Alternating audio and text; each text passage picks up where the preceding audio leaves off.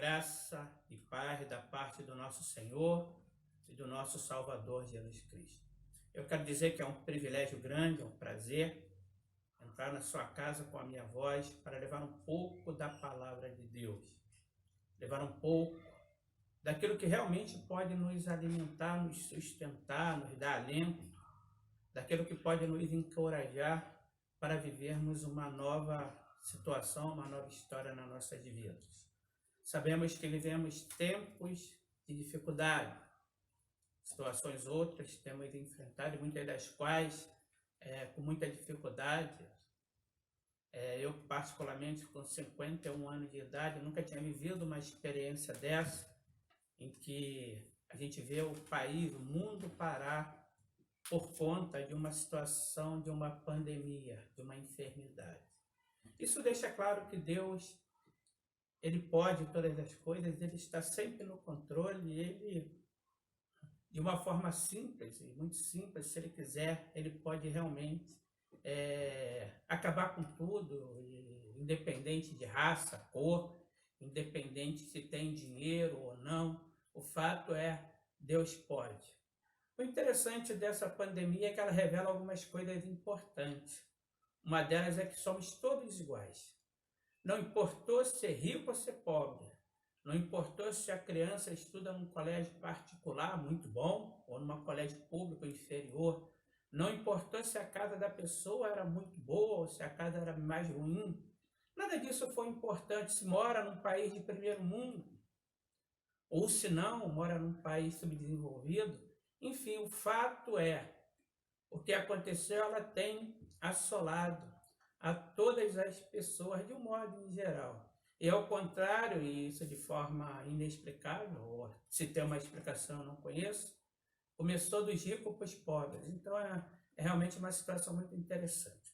Mas eu quero, irmãos, parar de falar sobre isso e conversar um pouco acerca da palavra de Deus. Foi para isso que eu vim. É para isso que eu estou gravando esse vídeo. E é para isso que eu quero que você realmente entenda o que eu quero falar. Para nós conversarmos nessa noite, eu quero, junto com os irmãos, ler a palavra de Deus que se encontra no livro de Atos, Atos capítulo 17. Eu quero conversar com você um pouco da palavra de Deus. Atos capítulo 17, nós leremos os versos de 22 ao 31. Vamos lá? Atos capítulo 17, versículos de 22 a 31, diz assim: Estando Paulo no meio do aerópago, disse: Varões atinienses, em tudo vos vejo um tanto supersticioso, porque passando eu e vendo os vossos santuários, achei também um altar que estava escrito: ao Deus desconhecido.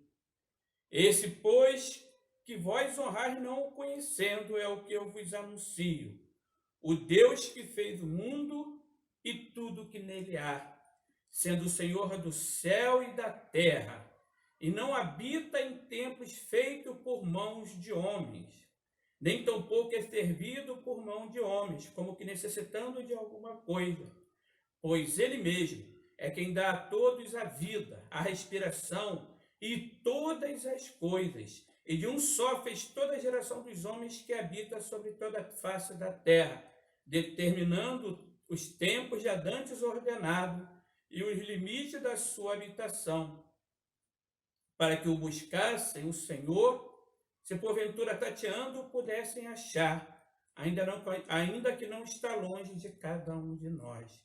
Porque nele vivemos e nos movemos e existimos, como também alguns dos vossos poetas disseram, pois somos também a sua geração.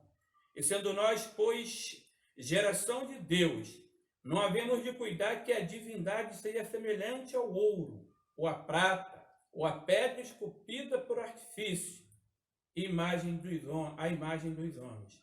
Mas Deus, não tendo em conta o nosso tempo de ignorância, anuncia agora a todos os homens em todos os lugares que se arrependam, porquanto tem determinado um dia em que com justiça de julgar o mundo, por meio do varão que destinou. E disso deu certeza a todos, ressuscitando-os dentre os mortos. Meus queridos e amados irmãos, é um texto bastante conhecido, mas um texto bastante providencial nessa noite que eu quero compartilhar com vocês. A palavra de Deus diz que Paulo, nas suas viagens, ele chega agora na cidade de Atenas. E lá então ele se depara com algumas situações. Ele começa na praça pregando o Evangelho de Cristo, pregando sobre o verdadeiro Deus, e começa então a perceber que naquela cidade as pessoas eram muito religiosas. Ou seja, todos tinham uma necessidade muito grande de um Deus. Quando penso nesse texto, eu penso que hoje não é diferente de nós. Vivemos um tempo, irmãos, que todos têm um direcionamento para um Deus. Alguns têm procurado deuses dentro da própria pessoa, dentro dele mesmo, se intitulam-se deuses, acham que por eles mesmos podem fazer todas as coisas. Outros têm buscado Deus em políticos. Eu tenho visto tanta besteira, pessoas brigando e se debatendo por conta do político A ou do político B, ou de um direcionamento político. Outros brigando por conta de um futebol, meu time é melhor, o outro é pior, o outro é inferior, enfim. Como se essas coisas pudessem preencher o vazio. Mas no fundo, o que me chama a atenção é que, apesar de muitos deuses, o fato é que a maioria das pessoas, irmãos, a maioria do povo, na verdade, estão servindo a um Deus desconhecido. Ou pelo menos a um Deus que não conhece. Estão no fundo, buscando algo que possa preencher o seu ego, preencher a sua vida, mas não tem encontrado. E por conta disso começam a atirar de um lado para o outro. Mas, queridos, Paulo então chega nessa cidade, com algumas semelhanças iguais a nós. E diz a palavra de Deus a partir do versículo 22, que estando Paulo no meio do aerópago, disse: varões atenienses, em tudo vos vejo um tanto supersticiosos. Ou seja, são muitas ideias, muitos direcionamentos, muitas superstições. E no versículo 23, Paulo então fala para eles: olha, porque passando eu e vendo os vossos santuários, achei também um altar em que estava escrito: ao Deus desconhecido. Esse, pois, que vós honrais, não o conhecendo, é o que eu vos anuncio. Veja bem, a busca pela solução, a busca pelo Deus, aquele que vai agregar valores, aquele que vai me religar com os céus, tem feito com que muitas pessoas perdem o foco. E no fundo, quase todas estão buscando um Deus desconhecido, um Deus que não pode fazer nada. Um Deus que não pode atender às suas necessidades. E Paulo, então, irmão, diante daquele quadro, aquele povo supersticioso, aquele povo religioso, Paulo, então, fala do altar e diz para eles: o que eu venho aqui fazer para vocês é apresentar o Deus verdadeiro. A partir do versículo 24, Paulo dá algumas características do Deus verdadeiro, e eu quero compartilhar com você a partir do versículo 24 de Atos 17. O Deus que fez o mundo e tudo que nele há, sendo o Senhor do céu e da terra, e não habita em templos feitos por mão de homens. Paulo diz para aquele povo: olha, o Deus que eu vim falar para vocês é o Deus criador, criador de todas as coisas, criador dos céus e da terra, Senhor dos céus e da terra. E Paulo também usa uma frase interessante na parte B desse versículo: ele não habita em templos feitos por mão de homens. Alguém disse com muita propriedade, eu ouvi nessas mensagens do Facebook, que o diabo trabalhou para fechar a igreja. E alguém diz, ele conseguiu, só que ele teve um problema: enquanto ele fechou uma igreja, outras tantas abriram, porque agora cada lar cristão tem se tornado uma igreja, tem se devotado a Deus, tem lido mais a Bíblia, tem orado mais. Hoje nós temos o privilégio de ouvir várias mensagens de diversos direcionamentos e que tem nos alimentado quase que diariamente. Isso tem sido muito benéfico para nós, mas o fato, irmãos, é que Deus, ele não precisa necessariamente habitar em templos feitos por mão de homens.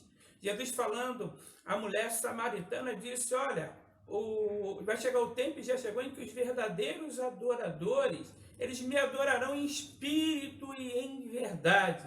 A verdadeira adoração não é aquela que é feita no templo, não é aquela que é feita no monte. A verdadeira adoração é aquela que nasce de um coração sincero e chega aos céus. Aí Paulo continua na sua argumentação no versículo 25, e nem tampouco é servido por mão de homens, como que necessitando de alguma coisa, pois é ele mesmo quem dá a todos a vida, a respiração e todas as coisas.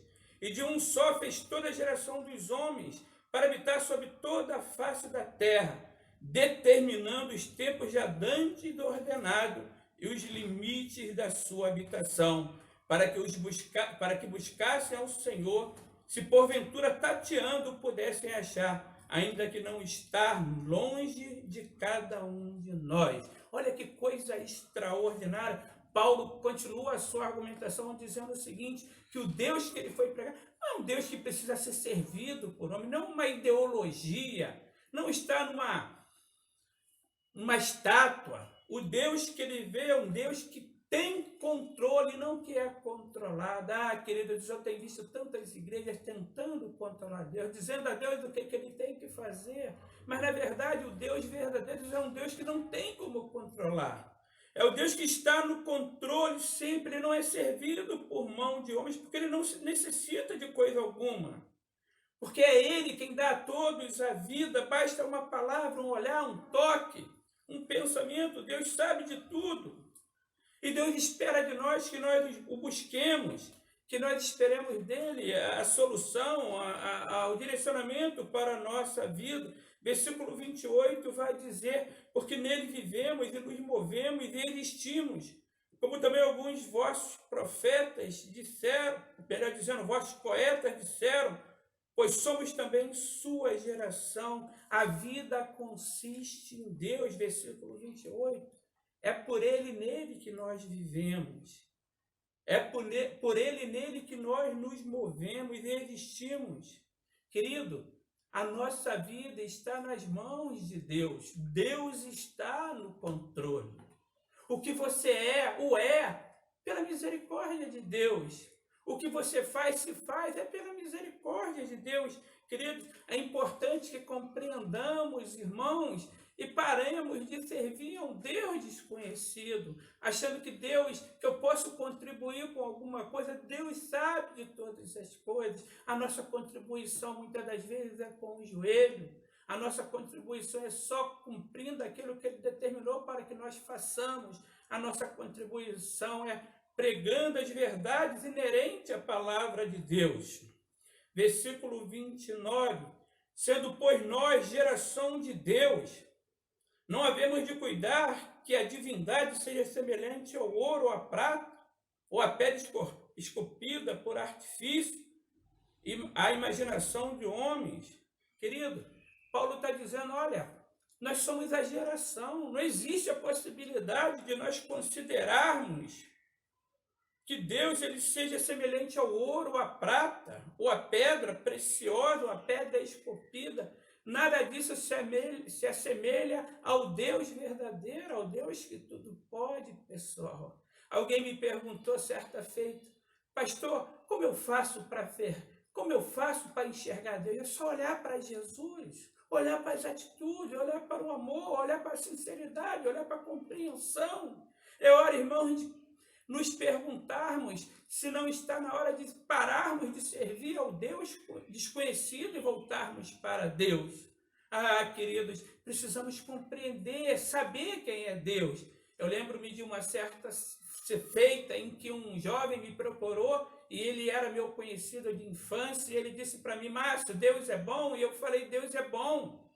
Ele falou, Márcio, Deus é bom? Falei, Deus é muito bom. E ele falou, te peguei, disse ele para mim, eu te peguei, Márcio. Porque se Deus é tão bom, ele não vai mandar ninguém para o inferno.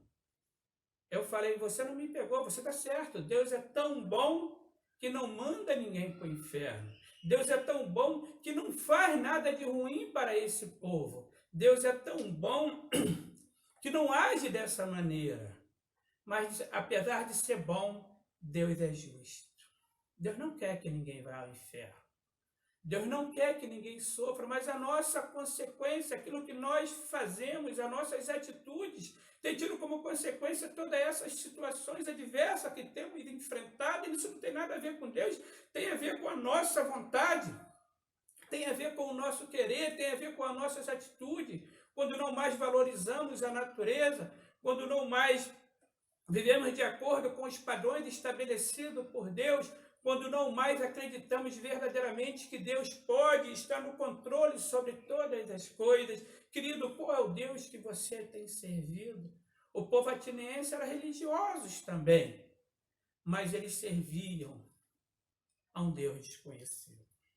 Versículo 30 vai dizer assim: mas Deus, não tendo em conta o tempo da ignorância, anuncia agora a todos os homens em todos os lugares que se arrependam, porquanto tem determinado um dia em que com justiça há de julgar o mundo, por meio do varão que destinou, e disso deu certeza a todos, ressuscitando dentre os mortos. Querido, apesar das nossas falhas, apesar das nossas limitações, apesar dos nossos erros, apesar de tudo aquilo que nós temos enfrentado, todas as consequências têm sido fruto das nossas próprias escolhas e das nossas próprias atitudes, apesar da nossa limitação humana, ainda assim, meus irmãos, Deus tem preparado um escape para que você também possa gozar das mansões celestiais, e esse escape é Jesus Cristo. Deus determinou o tempo, diz a palavra de Deus, em que com justiça há de julgar toda a humanidade. Escolheu para ser o juiz nessa ocasião o próprio Jesus, por meio do varão, diz a palavra de Deus, que ele destinou. Querido, é hora de pensarmos de que maneira temos vivido e qual é o direcionamento que nós queremos dar para a nossa vida. É hora de deixarmos de ser religiosos. É hora de falarmos: eu estou na igreja por ser da igreja. Não, você não é, você é de Deus, precisa ser de Deus, precisa ser menos da igreja e mais de Deus. A igreja tem que ser uma consequência da sua intimidade com Deus. Queridos, você precisa orar pela sua intimidade com Deus. É hora de voltarmos, porque se assim não procedermos, temos vivido e adorado a um Deus desconhecido. Cuidado. Haverá um tempo em que não haverá mais esperança. E você precisa decidir qual é o Deus que você quer servir. Você quer continuar como aquele povo devoto, aquele povo religioso de Atenas, que de tão religiosos buscavam deuses em todos os lugares, ao ponto de servirem, de terem um altar em um dos seus templos, ao Deus desconhecido? Ou você quer voltar ao Deus que criou todas as coisas, ao Deus que te criou, ao Deus que te sustenta, ao Deus que faz com que você se mova, ao Deus que te dá vida? É hora de voltarmos ao Deus verdadeiro. Agora, voltando para o Senhor, o Deus verdadeiro, vamos juntos usufruir da presença dele. Eu quero orar por você, eu quero orar pela sua família. Soberano Deus, Pai bondoso e de misericórdia, Senhor dos céus e da terra, digno de toda glória, de toda honra e de toda adoração. Senhor, eu quero colocar em suas mãos todos os meus irmãos, amigos que estão ao alcance da minha voz e ouviu essa porção da palavra. Eu quero te suplicar por eles, ó Deus, se por algum momento a dúvida tem batido em seus corações, que possam voltar para o Deus verdadeiro. Ó irmão, ó Senhor, em nome de Jesus, abençoa também com eles todos os seus familiares, proteja-os, livra-os de todo mal. Eu os coloco nas suas mãos e faço essa oração no nome de Jesus. Agora que o amor de Deus, o nosso Pai, e que a graça salvadora do nosso Senhor e Jesus Cristo, e que as consolações e as comunicações do Espírito Santo de Deus esteja, Pai, com a Igreja Batista do primeiro centenário, esteja, Pai, com todo o povo de Deus que está ao alcance da minha voz. Esteja, Pai, com todo o povo de Deus espalhado na face da terra. Amém.